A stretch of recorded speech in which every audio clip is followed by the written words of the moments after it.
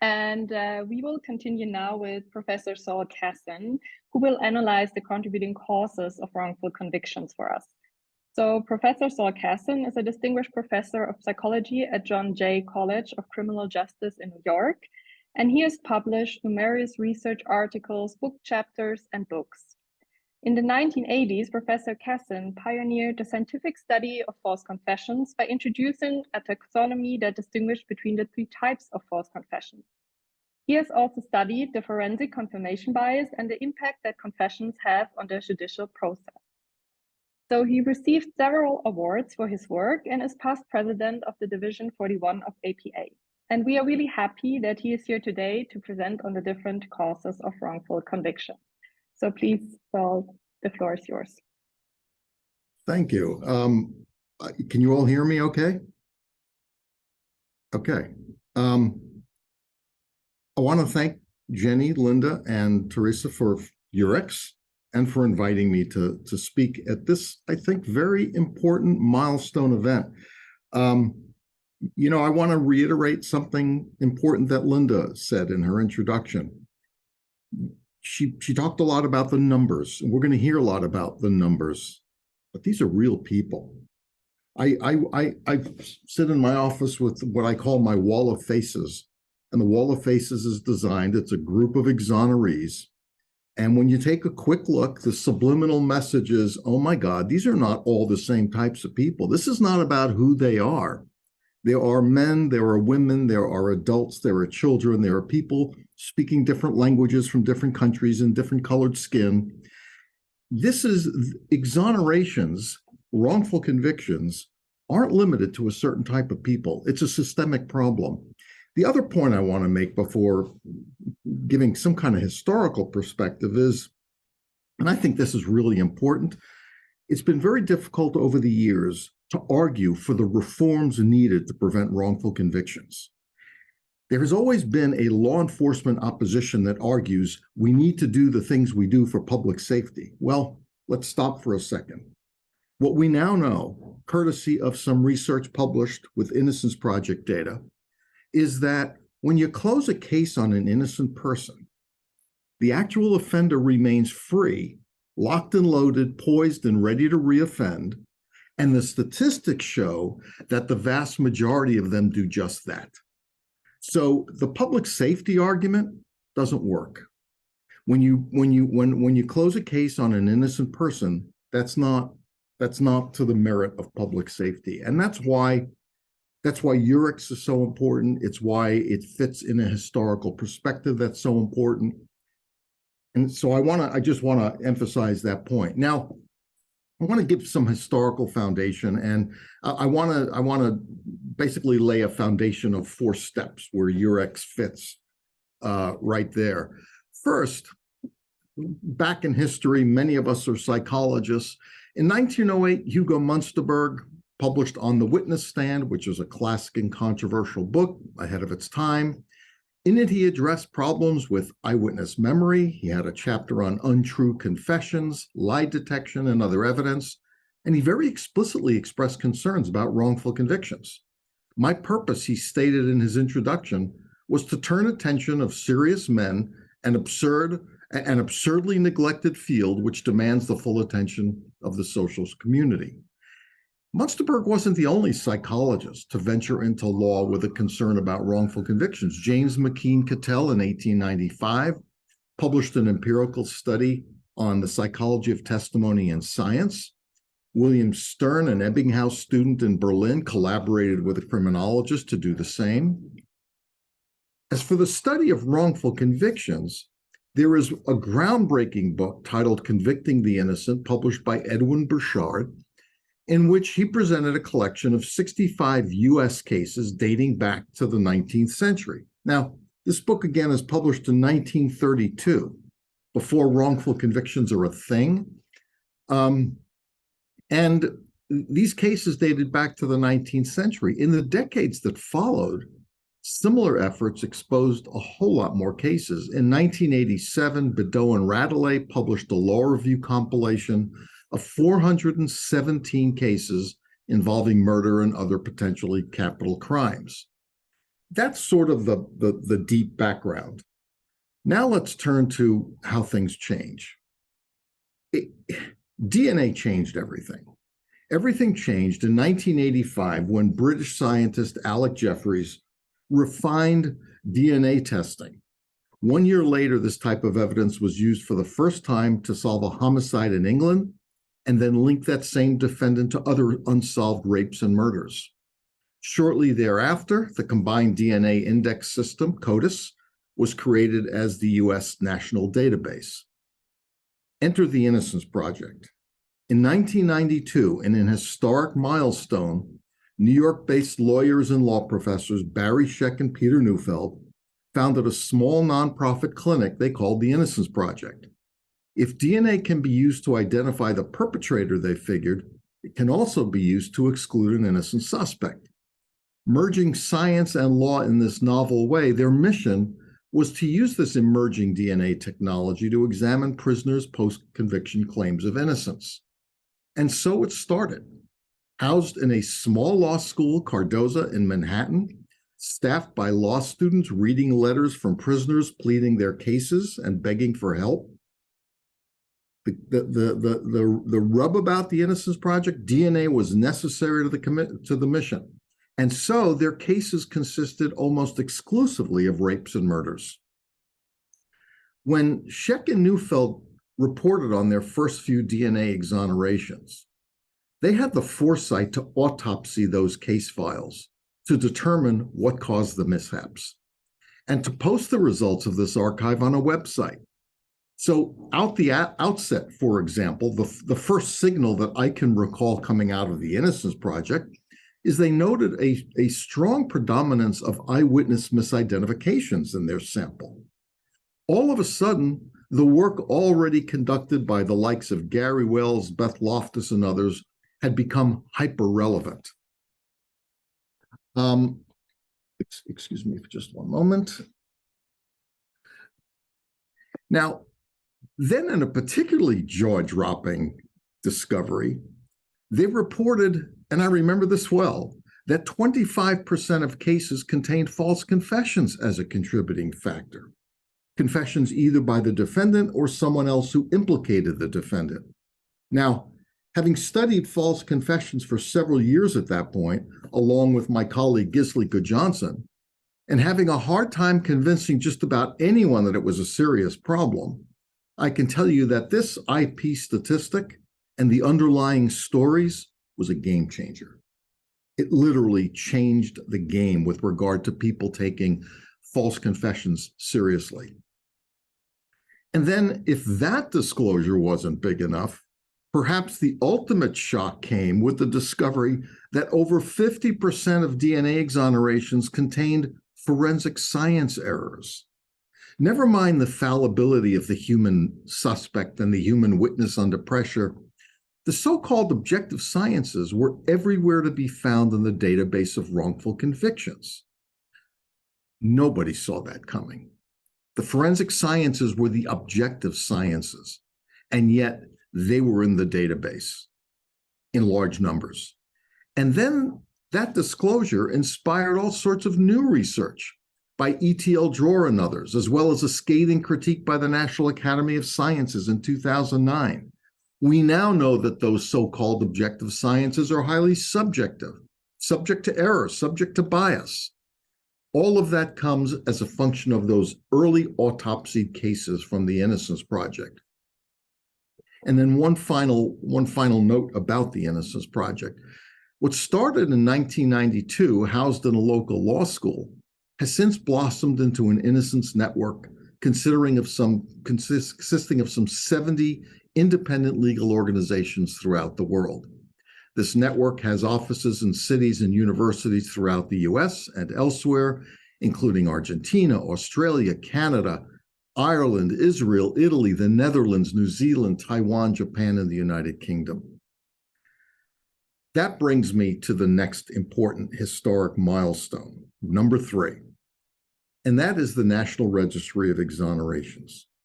20 years after the Innocence Project was founded, at the University of Michigan and Northwestern law schools, law professor Sam Gross and journalist Rob Warden launched the National Registry of Exonerations. That registry is now housed at the University of California at Irvine. Simon Cole is its director. Whereas the Innocence Project had worked directly on post-conviction claims resolved by DNA, the registry archives a broader and more diverse sample. Their goal at the outset was to catalog wrongful convictions discovered after 1989. And as a result, the registry relative to the Innocence Project archive is broader and more diverse, a broader and more diverse sample of crimes and confessions that were resolvable by all forms of new evidence, not just DNA. Linda talked a little bit about this earlier. In the United States, for example, the first known wrongful conviction involved Vermont brothers Jesse and Stephen Bourne in 1819. They both confessed under pressure to killing their sister's husband. Well, both were convicted, incarcerated, sentenced to death until the victim turned up alive. Not resolvable by DNA, but no question as to their actual innocence. As I speak, the registry lists, at least as of last night, 3,464 wrongful convictions since 1989, resulting in more than 31,000 years lost to prison. Funded by charitable contributions, the registry keeps a running tally of wrongful convictions as they are reported. They also collect extensive details about each case from court documents and other sources, keeping track not just about the type of crime, the year and location, but age, gender, the race of the defendant, and other contributing factors, including notably various forms of police and prosecutorial misconduct. I want to make an important point here, too. I have marveled at some of the comparisons between the samples of the Innocence Project and the National Registry. It is amazing how much consistency exists between those databases. So one example, in examining the Innocence Project database, I discovered that the prevalence of false confessions was particularly high in homicide cases as opposed to the rape cases. In fact, the number was doubled. When you looked at rape cases, the number of false confessions, that rate was about 25 to 30%. That number is over 60% when you look at the homicides. Now, the first time I looked at that number, I thought I had it backward. Surely it's harder to get somebody to confess to the highest stakes crime there is, the most serious crime there is, the crime of greater severity, than it is a lesser crime. So I thought at first that I had gotten it wrong. Then I checked the National Registry, exactly the same pattern. They started from a lower baseline, but the number of false confessions doubled in homicide cases. There was something real there. That consistency was informative. I now have a belief. It's only an impression. I can't corroborate it empirically, but my belief is that homicide cases bring in a whole other level of training of interrogator. The pressures are higher. The interrogator pressure is higher. They are more likely to be trained in tactics aimed at getting confessions. So fascinating was that it was possible to use the National Registry to corroborate the fact that the Innocence Project, very different database, showed similar patterns. Another example, very interested in the fact that confession evidence is powerful as it is, such that lawyers often advise their clients to accept guilty pleas as a result of having confessed, because they would say correctly, you're likely to get convicted at trial. Again, I looked at the Innocence Project database, and sure enough, those cases in which false confessions were present involved far higher numbers of guilty plea rates than the other cases without false confessions. I checked the National Registry of Exonerations database, exactly the same pattern. So these are an important set of corroborating databases that tell us a whole lot about what happens in the US. So these consistent signals emerge. Now let's go to the most important, where we are today, the European Registry of Exonerations. Whoa, it is against this historical backdrop that I am honored and excited to help introduce EUREX. Co-founded by Linda, Jenny, and Teresa, EUREX is modeled after the National Registry of Exonerations in many ways, the aim being to archive and analyze wrongful convictions that are discovered throughout Europe. This online registry is destined to become a treasure trove of information. The findings will galvanize scientists and legal scholars, inform police practitioners, judges, and policymakers, and raise public awareness about wrongful convictions throughout Europe. It wasn't that long ago. I smiled a bit when I heard Linda talk about false confession cases throughout Europe that are now known. I smile a bit because it wasn't that long ago that I recall in some countries legal scholars making the claim that, no, we don't have a confessions problem here. It wasn't that long ago. A lot has been learned as a result of these cases, and what we're going to learn through EUREX is yet to be anticipated. But policymakers, judges, reformists, in addition, EUREX will raise public awareness. It already has started to do so about wrongful convictions in Europe. In all of this, EUREX is sure to inspire reform and help prevent future miscarriages of justice. And as I note earlier, very important now empirical point, likely to make the streets more safe for public safety. And when I say that, I mean, again, when you close a case on an innocent person, you leave the offender free to reoffend, which they often do. So EUREX has these invaluable potentials. And oh yeah, one other important detail is, and I'm very curious to see this, Linda started to give us some hint as to what this might look like. But one additional benefit that I can't wait for is that EUREX will enable us to assess the extent to which the causes of wrongful conviction that we've discovered in the US are universal. Whether those causes are generalizable from the US to Europe, whether they're generalizable throughout the different countries of Europe, because I have discerned some very different criminal justice systems in this sample. And so I just cannot overstate the transformative potential that EUREX has and brings to our future, which again is why I'm just so excited to introduce this today. And with that, I will do something I seldom do, which is stop on time and open the floor for questions. Great, thank you.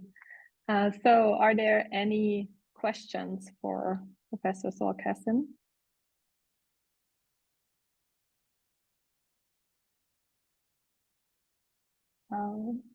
I just like to say hi. Hi, Saul. Who's saying that? Amanda. Oh, Amanda. Hi, how are you? Hi. Sorry, I'll be professional now. No, that's good. That's good.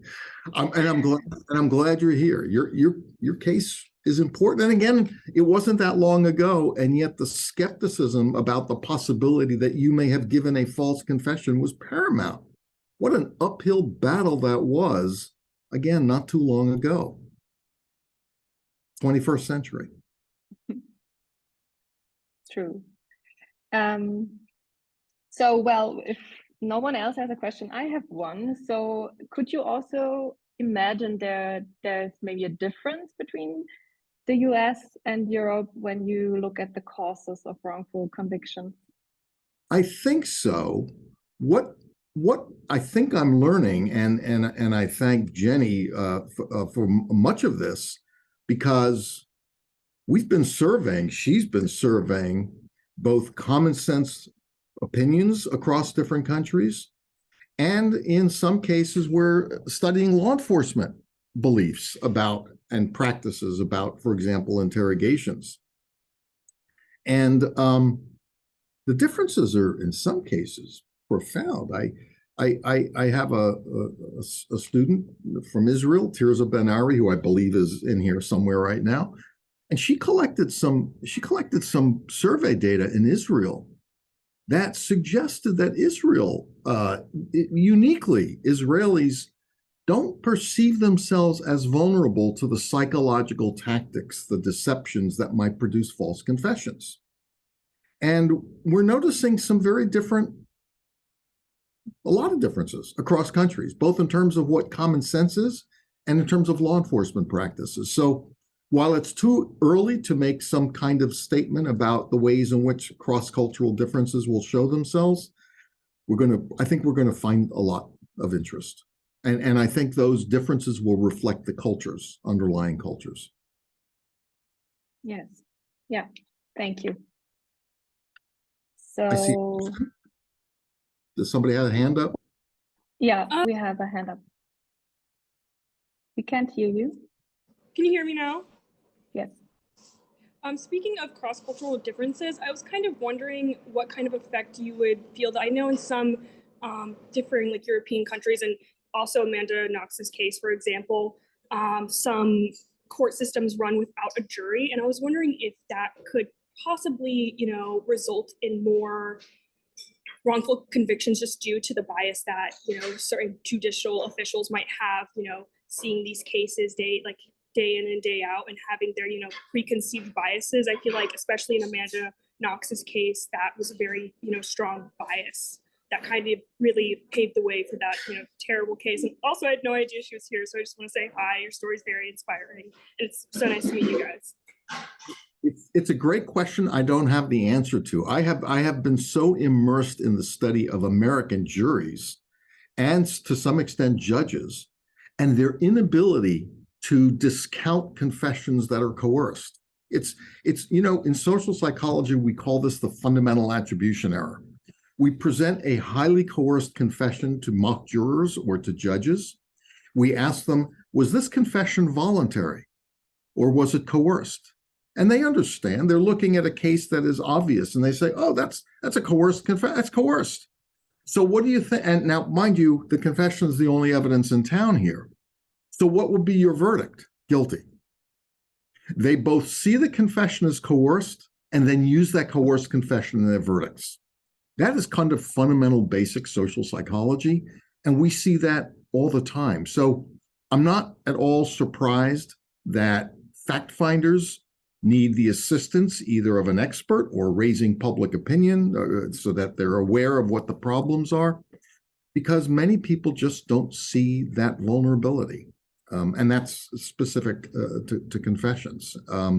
But a fascinating question. And again, I think as EUREX brings us more and more cases, we'll be able to come with more and more answers about that effect in different countries. Yes. I see Marty has got a hand. Yeah, there is a hand, but there's also one question in the chat. So I will continue with the chat and then you can still ask your question. So yeah, Lorraine Hope had a question. So do you want to just say it yourself? Oh, I can do. Hi, Saul. Great to see you. It's been a long time, but this is great, and we're obviously delighted that you can contribute in this session, and everybody else that is too. And huge thanks to the EUREX team. I think it's really interesting how so many of these cases have come up across different legal systems, which basically sends a kind of message that there just simply is little or no protection within legal systems, irrespective. I mean, I'm usually kind of harsh about the adversarial system because that's what we have here, of course, and what you have there, because it's, sets up sides and all the rest of it. But it turns out that inquisitorial systems have a similar weakness in terms of protection.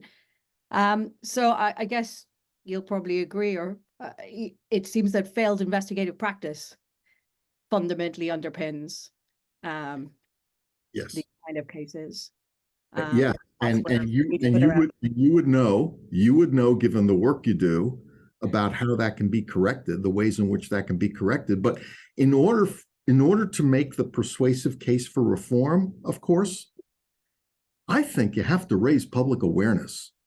The public has to understand we have a problem here. And until the public understands that, there will be no sufficient pressure for these reforms. And again, with the kinds of research that you've done over the years, we know what those reforms should look like. We have a pretty good sense of what it should look like. So we're poised and ready to go, which is why I'm very excited that EUREX will, I think, help raise public awareness and increase the pressure for reform. Yeah, absolutely. Great. Thank you. And it's great seeing you. And I noticed earlier that Gisli Johnson is here. Gisli, I just want to say, Gisli, like myself, has had this experience for so many years of studying false confessions and probably receiving a skeptical response to his discoveries. But he has been doing this tremendous work since the 1980s, again, preceding the Innocence Project. Thank you very much. So that's much appreciated. And the cases keep coming. I know. There's no end for cases. Thank you. So now we have one more question here, and then the last Good one for morning, now. Professor Kassin. How are you? Good, Marty. How are you Just doing? a very quick question. How can exonerees be a contributing member to educating EUREX and other people in foreign countries about wrongful convictions and false confessions? You know, what a great new data were just published showing, because again, Linda mentioned an individual who has been convicted wrongfully and later exonerated. There is a stigma that attaches itself to them that doesn't stop. And in fact, in the US, and you mentioned a case, I forget exactly where, if you've been wrongfully convicted by a pressured, coerced false confession, you're not entitled to compensation because it was your fault. I mean, think about that. Talk about doubling the victimization here. First, you pressure someone into admitting to something they didn't do, and then you blame them for that false confession that was pressured. And so this is important. And again, it goes to raising public awareness. But the point of the article I just saw is, so people stigmatize exonerees. If you first show them a video of another exoneree telling their story, the stigma disappears. Now, when they evaluate a new exoneree, because they've seen this story, they know that that would not have been a fair assessment. And so I think that when Linda talks about these are not just numbers, these are people, to the extent that you can get those people, like Amanda Knox is just a star in this regard. So is Marty Tankleff, a star in this regard. When they get out and they tell people about what happened to them, people get it. And that will rub off on people's assessments of other situations and the need for reform as well. So to get to, and Marty's is one of those really like awful cases that I almost can't stop thinking about sometimes. So I think that's an important question. And again, I think it gets to Linda's point that these are not just numbers, these are people. And to the extent I think that you can humanize these people and get their stories out there, wow, the potential is tremendous for reform.